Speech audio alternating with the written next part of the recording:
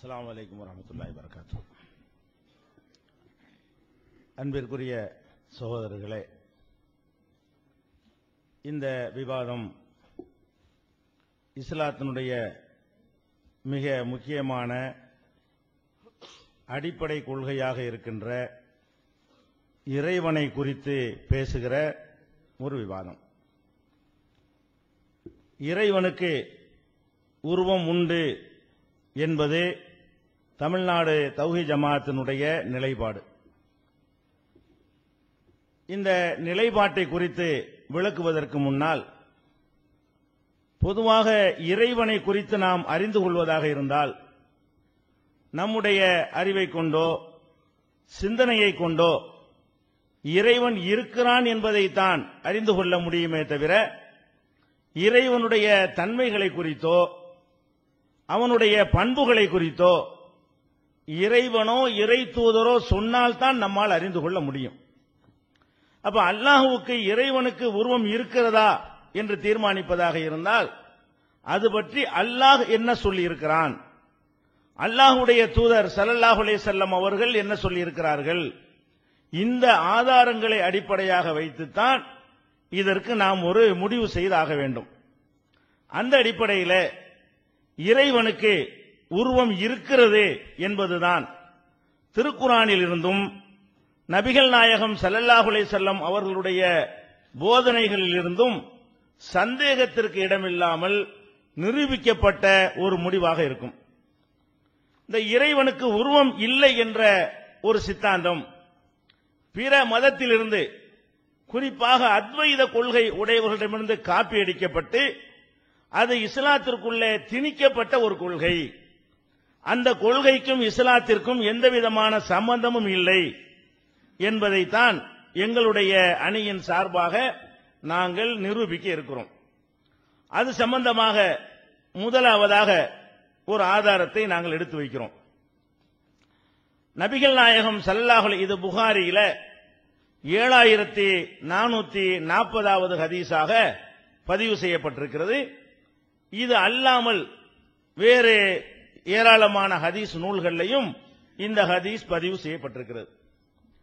நபிகள் நாயகம் ஸல்லல்லாஹு அலைஹி வஸல்லம் அவங்கள்ட்ட சஹாபாக்கள் கேட்கிறாங்க, ஹல் நரா ரப்பனா யௌமுல் கியாமா, கியாமத்து நாளையில நாங்கள் இறைவனை காணுவோமா, அதாவது காண முடியுமா என்று கேட்கிறார்கள். அப்ப நபிகள் நாயகம் ஸல்லல்லாஹு அலைஹி வஸல்லம் அவர்கள் காண முடியும், சூரியனை நீங்கள் காண்பது போல, சந்திரனை பௌர்ணமியில சந்திரனை காண்பது போல உங்களுடைய இறைவனை காண முடியும் என்று நபிகள் நாயகம் ஸல்லல்லாஹு அலைஹி வஸல்லம் அவர்கள் அதை சொல்றாங்க.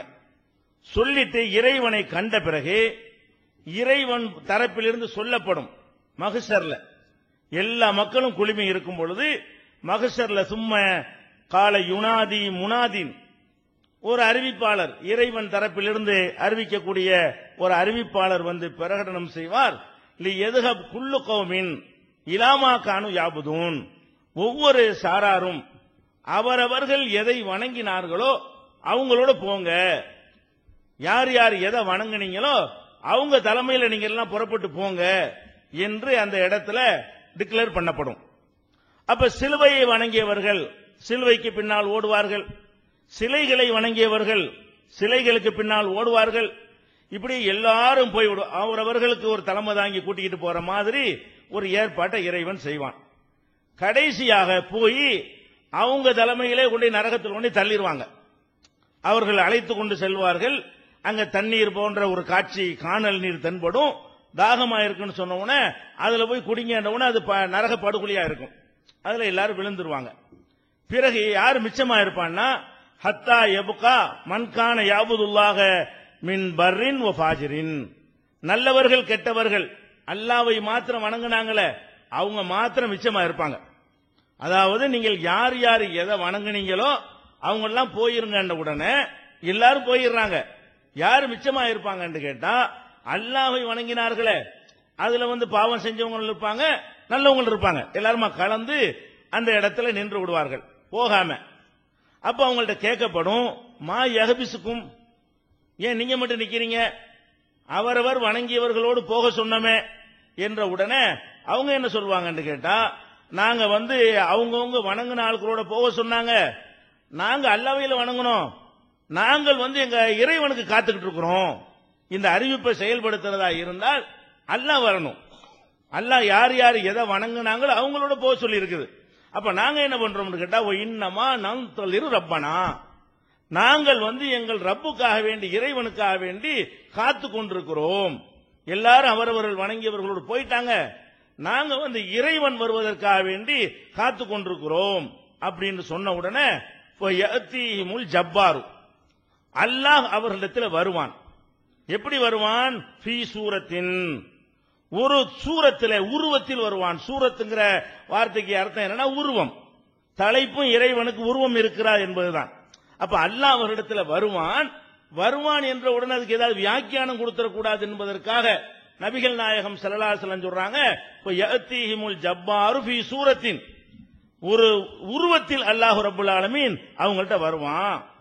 அந்த உருவம் எந்த மாதிரி உருவம் என்று கேட்டால், கைரு சூரத்திஹில்லதி ரஅவுஹு ஃபீஹா அவ்வள மர்ரா, முதல்ல பார்த்தார்களே இறைவனை எல்லாரும் நிற்கும் பொழுது, கெட்டவங்க நல்லவங்க பிரிக்கிறதுக்கு முன்னாடி ஒரு தடவை அல்லாஹ் பார்த்தாங்கல்ல, சூரியனை பார்ப்பது போல சந்திரனை பார்ப்பது போல பார்த்தாங்களே, அந்த தோற்றம் அல்லாத வேற ஒரு தோற்றத்தில் ரப்பு என்ன செய்வான், அந்த மக்கள்கிட்ட நீங்க அல்லாஹ்வுக்கு தானே வெயிட் பண்றீங்க என்று சொல்லி அல்லாஹ்வே அவங்கள்ட்ட வருவான். என்ன சொல்வான்னு கேட்டா, ஃபயகூலு அன ரப்புக்கும், நான் தான் உங்களுடைய ரப்பு, நீங்க யாருக்காக காத்திருக்கிறீர்களோ அந்த இறைவன் நான் தான் அப்படிம்பாங்க. அப்படின்னு அல்லாஹ் சொல்லுவான். ஃபயகூலுன, அவங்க எல்லாம் சொல்லுவாங்க, அந்த ரப்புனா, அல்லாஹ்வை பார்த்து விட்டு நீ தான் எங்களுடைய இறைவன் என்று சொல்லுவான். அப்ப அல்லாஹ் அவங்கள்ட்ட மேலும் கேட்பான், ஹல் பைனக்கும் வ பைனஹு ஆயத்துன் தாரிஃபூனஹு, நீங்கள் அவன்தான் இறைவன் என்று அறிந்து கொள்வதற்கு ஏற்ற ஆதாரம் ஏதாவது உங்களிடத்தில் இருக்கிறதா? இப்ப நான் தான் இறைவன் சொன்னீங்கல்ல, எந்த ஆதாரத்தை வச்சு நீங்க இறைவன் சொன்னீங்க? இறைவன் என்று அறிந்து கொள்வதற்கு ஏற்ற ஒரு ஆதாரம் ஏதாவது இருக்கிறதா, உங்களுக்கு தெரியுமா? அப்படின்ற உடனே ஃபயகூலுன அஸ்ஸாக், பாதம், கால் தான், கால் இருக்குல்ல, அந்த கால் தான் ஆதாரம், இறைவனுடைய கால் தான் இறைவன் இருக்கிறாங்க, அவன் தான் இறைவன் என்பதற்கு ஆதாரம் அப்படின்னு சொல்லுவாங்க. அப்ப அல்லாஹ் என்ன செய்வான்னா, ஃபயக்ஷிஃபு அன் சாக்கிஹி, அவனுடைய காலை மறைத்திருந்த திரை இருக்கும் இல்லையா, அந்த காலில் உள்ள திரையை அவன் விளக்குவான். விளக்குன உடனே ஃபயஸ்ஜுது லஹு குல்லு மூமினின், ஒவ்வொரு மூமினும் அங்கே அவனுக்கு சஜிதா செய்வார்கள், இறைவனுடைய காலை பார்த்துவிட்டு சஜிதா செய்வார்கள். ஆனா எல்லாருக்கும் அதை செய்ய முடியாது, ஏன்னா அந்த கூட்டத்தில் நல்லவங்க இருக்கிறாங்க, கெட்டவங்களும் கலந்துருக்கிறாங்க. அதனால யபுகா மன்கான யஸ்ஜுது லில்லாஹி ரியாஅன் வ சும்அத்தன், பேருக்காக, புகழுக்காக, நடிப்புக்காக யாரெல்லாம் இந்த உலகத்தில் சஜிதா செய்தார்களோ அவங்களுக்கு முது வளையாது, சஜிதா செய்ய முடியாமல் அவங்க நின்றுவாங்க. யார் நிஜமாகவே அல்லாஹ்வுக்கு சஜிதா செய்தவர்களாக இருந்தார்களோ அவங்க அல்லாஹ் தன்னுடைய காலின் திரையை விளக்கி காட்டிய உடனே அதற்கு அவனுக்கு சஜிதா செய்வார்கள். இது நீண்ட ஒரு 1.5 பக்கம் வரக்கூடிய ஒரு ஹதீஸ். ஆனாலும் இது இதுல முக்கியமான பாயிண்ட், நான் பாயிண்ட் மட்டும் சொல்லியிருக்கிறேன். முழு ஹதீஸ் இந்த தலைப்புக்கு அவ்வளவு தேவை கிடையாது, மற்ற விஷயங்கள் இதை மறுக்கக்கூடியதாகவும் இல்லை. அப்ப நம்ம என்ன பண்றோம்னு கேட்டா, மறுமை நாளையில அல்லாஹ்வை முதல்ல ஒரு தடவை மக்கள் பார்க்கிறாங்க. அந்த பார்க்கிறார்கள் என்பதற்கு ஏதாவது வியாக்கியானங்கள் கொடுத்து ஏதாவது சொல்லிவிடலாம் என்றாலும் கூட இரண்டாவது தடவையும் பார்க்கிறாங்க.